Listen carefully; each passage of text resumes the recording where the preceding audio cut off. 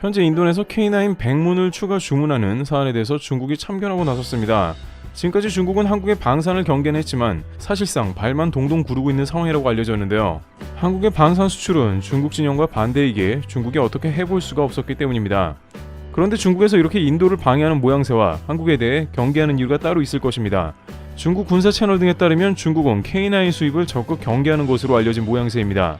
이는 최근 중국이 대만 침공 시에 인도가 빈집털이를 할 수 있다는 우려가 있기 때문이기도 하며 최소한 인도가 분쟁 지역에서 중국을 몰아내고 자신이 땅을 차지할 수도 있다는 우려가 있습니다. 그러다 보니 국경을 맞대는 상황에서 인도가 한국의 최강 K9을 더 들여오려 하니 짜증스러운 것이죠. 그러나 인도가 한국에 오히려 더 파격적인 행동을 보이면서 한술 더 뜨는 형국이 되고 있다는데요. 또한 중국이 기존에 했던 것처럼 한국에 뭐라고 압박하거나 강요할 수도 없다는 것입니다.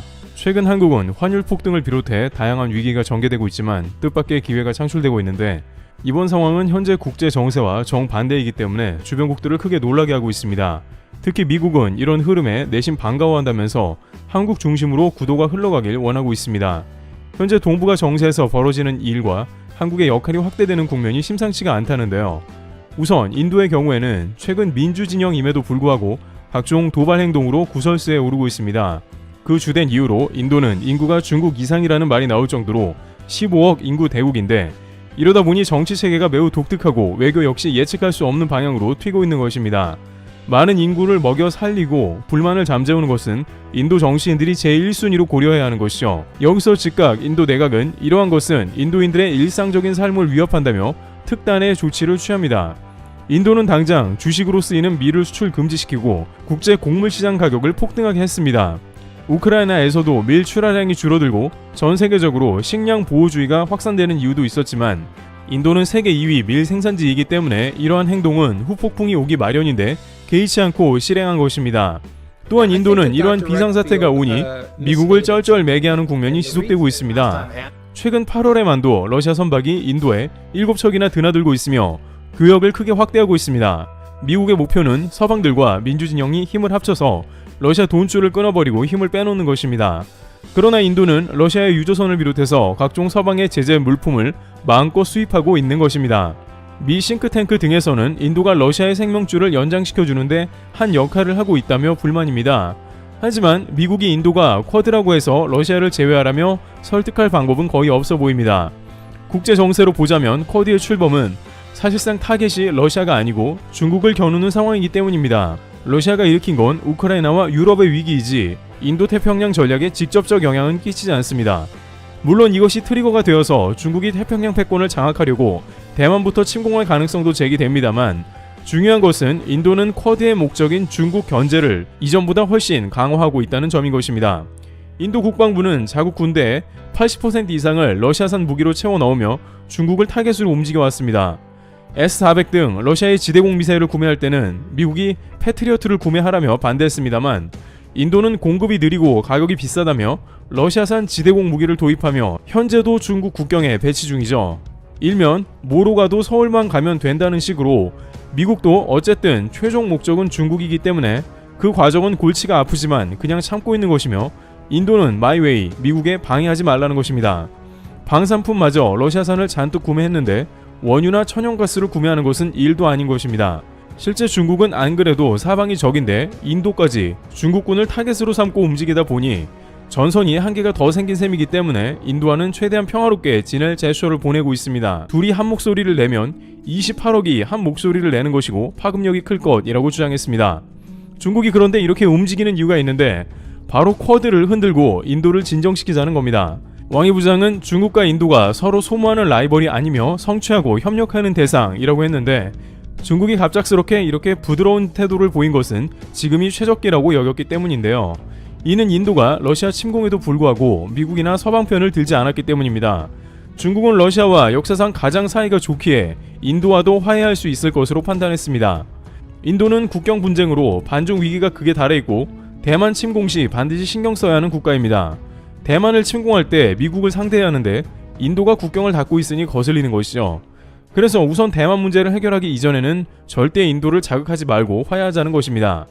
게다가 중국에는 또 하나의 호재가 들려왔는데 인도가 중국 군사훈련에도 참가한다는 것입니다. 결국 중국 참가는 무산되긴 했습니다만 지난 겨울 인도와 러시아 해군은 인도 벵골만에서 이틀간 함께 해군 군사훈련을 하는 등 여전히 미국의 골치를 아프게 하는 모습을 보이고 있습니다. 이것에 대해 블룸버그 등 복수의 미국 매체는 인도 때문에 판도가 바뀌었다고 분석하고 있습니다.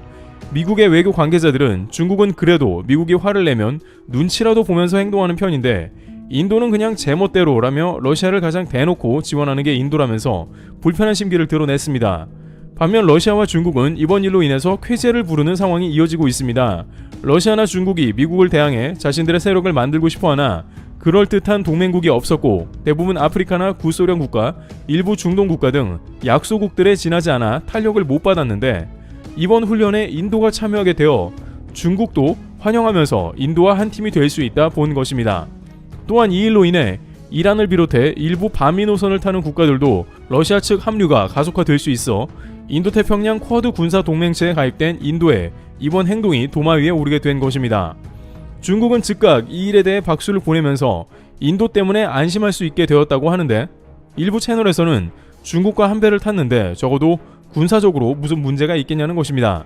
그런데 중국이 이렇게 생각한 것은 인도를 반은 알고 반은 모르는 행동이라는 의견이 등장했으며 특히 한국과도 연관이 되면서 중국이 제대로 당했다는 말이 나오고 있는 상황인데요.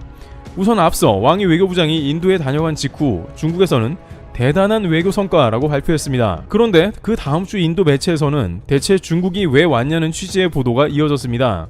인도 매체 더 힌두는 의문만을 남긴 만남이었고 인도 정부는 중국을 거절했다고 보도했습니다.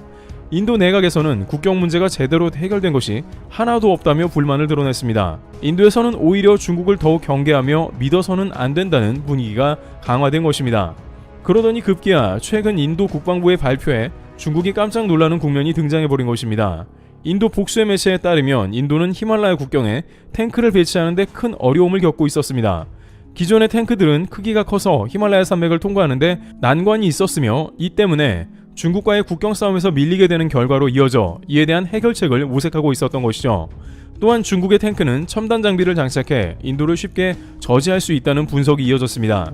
중국 GTQ-15는 경전차로 쉽게 산을 통과했고 인도군 위치를 파악할 수 있다는 것이었습니다. 반면 인도군의 T-72는 45톤이 넘는 중량이 나가 애초에 산악에 큰 어려움을 겪고 있었던 것이죠. 이에 인도 국방부는 기존 K9 등의 자주포를 수입하고 현지 생산에 협조적인 한국의 문을 다시 두드렸으며 이제 경전차 수입을 본격화하는 프로젝트 승인을 앞두고 있다는 발표가 금주에 재차 등장한 것입니다.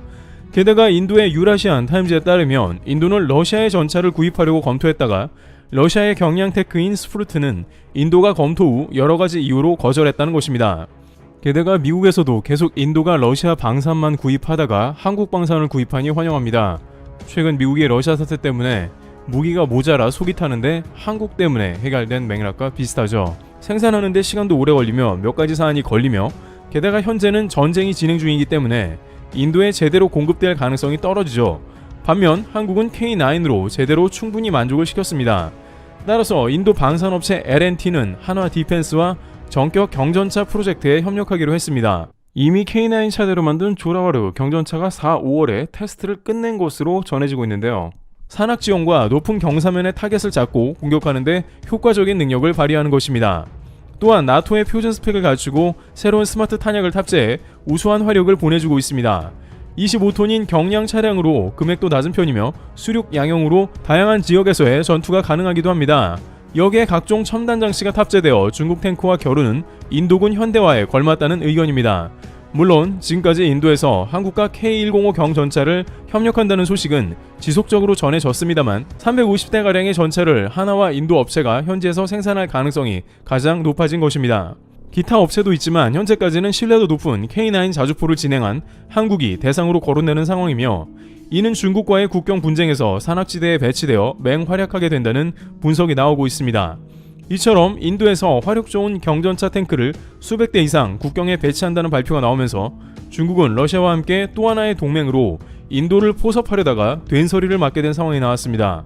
인도 내부적으로는 중국을 신뢰하기가 어려우며 그런 의미에서 쿼드까지 참여한 만큼 앞으로도 국경을 K9, K102 경전차 등 한국 방산으로 지켜나가는 국면이 지속될 것으로 관측됩니다. 트래블튜브였습니다. 감사합니다.